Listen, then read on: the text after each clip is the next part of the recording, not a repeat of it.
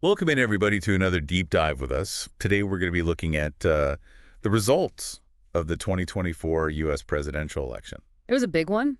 Huge. Yeah. And, we got a lot of sources to pull from. We've got, articles from CNBC, AP News, and the New York Times. So we're really going to try to get the full picture here. Absolutely. I mean, this election was more than just about picking president. Right. It felt like, people were picking a side. Yeah. And, which direction they want this country to go in. It felt global, too. Yeah. It was definitely a campaign like no other. I mean, we saw an assassination attempt, a really surprising, withdrawal and, enough drama in those debates to fill a whole season of reality TV. Yeah, it was something. But let's start at the beginning, right? Sure. Trump is back. He's back in the White House. Yeah. He defeated Kamala Harris to become the 47th president in the United States. That's right. Which is kind of crazy when you think about it, because he lost to Biden in 2020. Yeah. What a comeback. What a comeback. And not only that, but it's pretty historic, Mm-hmm. He's actually the first person since Grover Cleveland to win 2 presidential terms that were not consecutive. Yeah, that's right. I mean, and it shows you where things are at in this country. Yeah. The political landscape has shifted. The country is so divided. Yeah. And speaking of which, this wasn't just about the president either, right?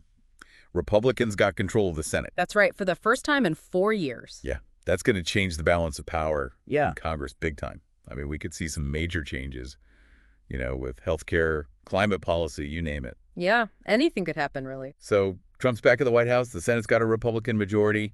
What does this all mean for politics, on a state level? Well, if you look at the state-by-state breakdown, it's pretty interesting. Trump had some key wins. Florida, North Carolina, Ohio, and of course, Texas. Those are big wins. Huge wins. Especially, those states, they got a ton of electoral votes. Yeah. Were there any close calls, though? Absolutely. Michigan and Pennsylvania. Those races were so close, they could have gone either way. Yeah. But ultimately, Trump pulled ahead in both of those states. Wow. Oh, and for those of you following the gubernatorial races, Mike Braun won in Indiana for the Republicans. Okay. And Josh Stein took North Carolina for the Democrats. Interesting to see how things are shifting on the political map, even within the bigger picture. Okay, so that's the who of the election, right? Let's talk about the how. Yeah. This wasn't your typical campaign, right? Oh, this was far from typical. Yeah, I mean, Yeah. I think about that assassination attempt on Trump in Pennsylvania where a rally attendee was shot. Awful. Just awful. I mean, it really makes you think about the state of things, right? Yeah. The violence, the anger, the frustration, it's all there. Yeah. And then you had Trump's reaction, Mm. him getting rushed off stage yelling, "Fight," at Yeah. his supporters. That certainly added fuel to the fire. Yeah, it did. And then, of course, you had Biden withdrawing from the race. Well, yeah, that was a huge surprise. What happened there? Well, there were rumors for months leading up to the election. Yeah. About his health. People question, if he had the stamina to run a campaign to be president. And then, there was that debate I remember. where he kind of struggled against Trump. Yeah, he did. And I think that solidified things for a lot of people, both in the Democratic Party and just the general public. They weren't sure about him. So with Biden out on hand, Harris became the Democratic nominee. Do you think she benefited from the situation? Initially, yeah, I think she did. I mean, she actually beat Trump in their one and only debate, Oh, wow. which, made a lot of people think maybe things were changing. Right. But as the campaign went on, Trump started doing what he does best, What's that? blaming the Democrats for the economy. Oh, yeah, it's a classic move. It's a classic move. Tie whatever party's in power to any economic problems. It doesn't matter if their policies had anything to do with it or not. Yeah. I guess it worked, though. Well, he won, didn't he? True that. So, Okay, so let's zoom out for a second. What's the global reaction been like to Trump winning? What are people saying? I think it's safe to say it's a mixed bag.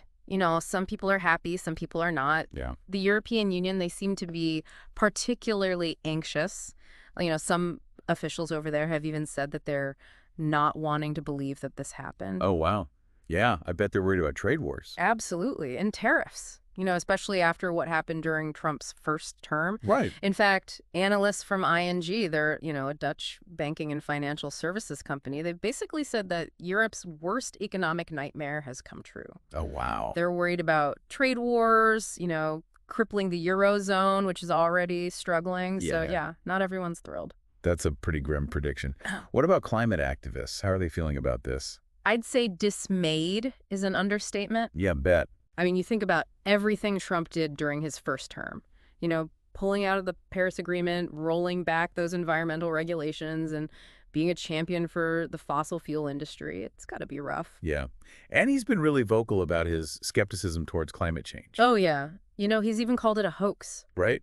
So I think it's safe to say that a lot of climate activists are worried about what's going to happen over the next 4 years. Christiana Figures, who is a key figure in the Paris Agreement, called it a major blow. Oh, wow. But she also said that the move toward decarbonization isn't going to stop. Okay, so even though they see this as a setback, they're not giving up. That's good. Yeah, the climate movement has a lot of momentum globally. So how'd Wall Street react to Trump's victory? Buckle up. What happened? Bitcoin surged. Really? Oh, yeah.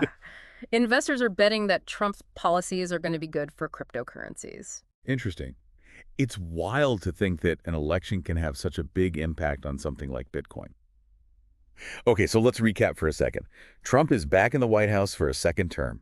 This is the first time since Grover Cleveland that a president has won 2 non-consecutive terms. That's right.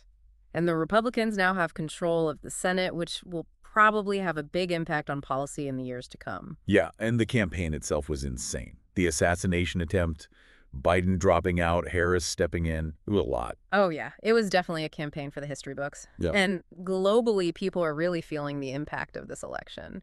The European Union is worried about trade wars. Climate activists are concerned about the future of the planet, and Bitcoin investors are celebrating. Yeah, this election is really shaking things up. Okay, so we've talked about who won, we've talked about the campaign, and we've talked about the global reaction. But what does this actually mean for the future? What kind of policies can we expect from a second Trump term? That's the million-dollar question. Yeah. And we'll be discussing that and more right after a quick break. Stay tuned. Okay, so we're back. And, a lot of people are wondering what a second Trump term is actually going to look like, in terms of policy. Will it be like a continuation of his first term, or are we in for some big changes? Well, if his campaign promises and, what he's done in the past are anything to go by, I think it's safe to say we'll see a little bit of both. Yeah. Okay, so let's start with trade. That was a big issue during his first term, with those tariffs on goods from China and the EU. Yeah, those tariffs definitely caused some tension internationally. Do you think we're headed for more of the same, or maybe even, a full-blown trade war like those ING analysts predicted? It's definitely a possibility. I mean, Trump has said over and over again that he thinks tariffs are good for America. Right. He says they boost our industries and bring in revenue. But of course, economists have warned that those tariffs end up, making prices higher for American consumers. So it's kind of a gamble then. Yeah. If Trump puts tariffs on goods from other countries, they're probably going to retaliate, and then we're in a trade war. And that could hurt everyone. Exactly. It's a tricky situation for sure. So we'll have to see how Trump handles it this time around. Maybe he'll take a more, pragmatic approach. Yeah, we'll see. Okay, so moving on to domestic policy. One of the most controversial things Trump promised during his campaign was that he would pardon his supporters who were involved in the January 6th Capitol riot. Yeah, that was a bold statement. Yeah, it definitely raised some eyebrows. A lot of people were outraged. Democrats, obviously, but even some moderate Republicans. Yeah. They thought it was undermining the rule of law. Yeah, it definitely showed how willing Trump is to challenge the norms and institutions. Oh, absolutely. And speaking of challenging norms, let's talk about immigration. Another big one for Trump. Yeah, he's hinted that he might, make border control even stricter and expand deportations. Yeah, that hardline stance on immigration was a big part of his appeal to some voters, both in 2016 and this time around. Right. But it also got a lot of criticism from human rights groups and led to those legal battles about, separating families at the border. It's a complicated issue for sure. Yeah, and it's probably going to be just as polarizing this time around. Oh, I'm sure it will be. So let's talk about climate change. We talked earlier about how environmental groups are feeling pretty discouraged. Yeah. But what are some of the concrete actions that Trump might actually take, that could affect climate policy? Well, if we look back at his first term, it's not hard to imagine that he'll just keep doing what he was doing or even, ramp it up. Right. I mean, he pulled the U.S. out of the Paris Agreement, rolled back all those environmental regulations, and, was a big supporter of the fossil fuel industry. Yeah, and during the campaign, he didn't really say anything to suggest that he's changed his mind about climate change. Yeah. Yeah. I mean, he even called it a hoax a few times. Exactly. And we can't forget about the people he appoints to important positions in his administration. Right. If he puts climate change skeptics in those roles, then that's just going to make things worse. Yeah. So I think we're probably going to see the U.S. moving further and further away from the global effort to fight climate change. Okay, so we've got potential trade wars pardons that are causing a lot of controversy, a hardline stance on immigration, and not a lot of hope for progress on climate change. Is there anything else we should be keeping an eye on? Well, foreign policy is definitely something to watch. Trump has said some pretty interesting things about world leaders. Like what?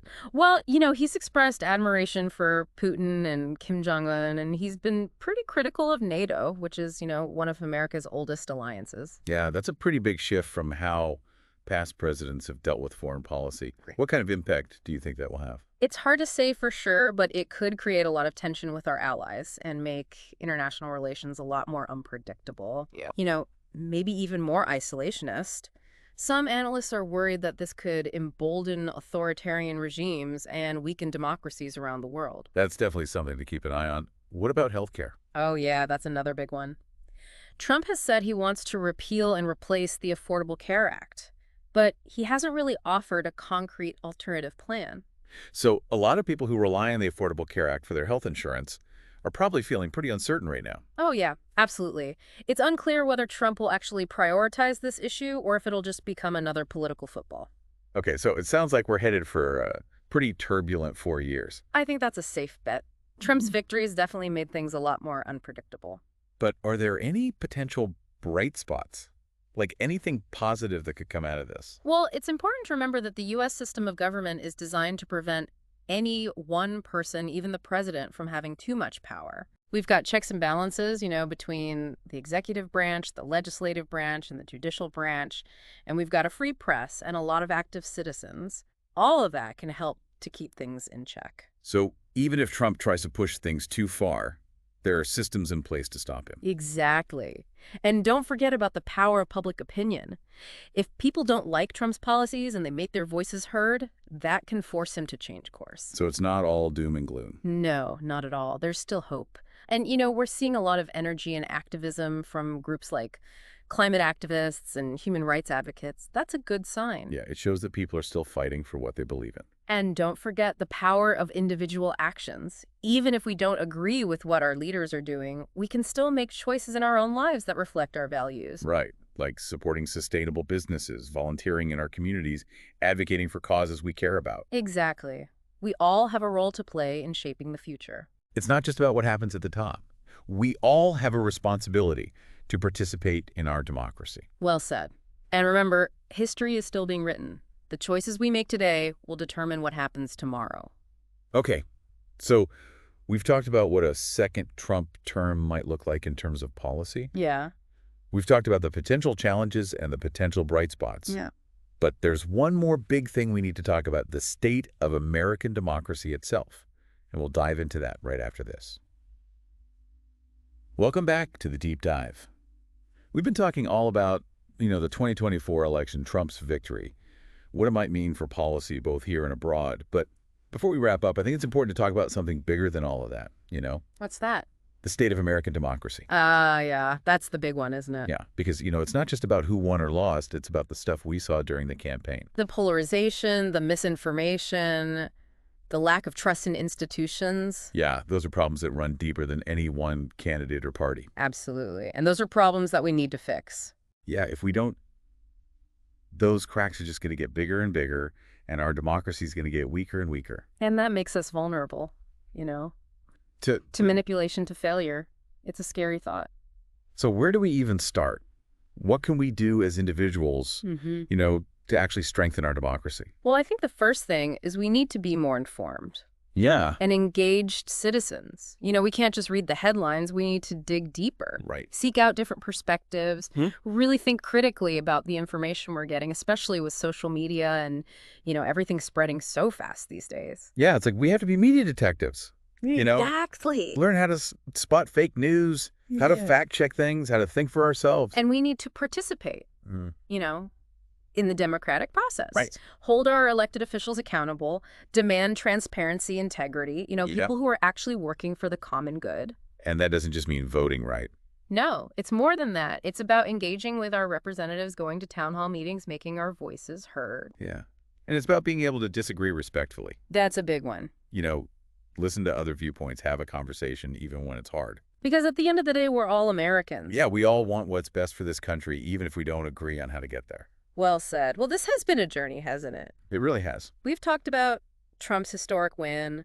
We've analyzed the potential policy changes. We've talked about the global reaction. Yeah. But I think the biggest takeaway is that the future of American democracy is in our hands. It's up to us to shape it. To participate, to make our voices heard.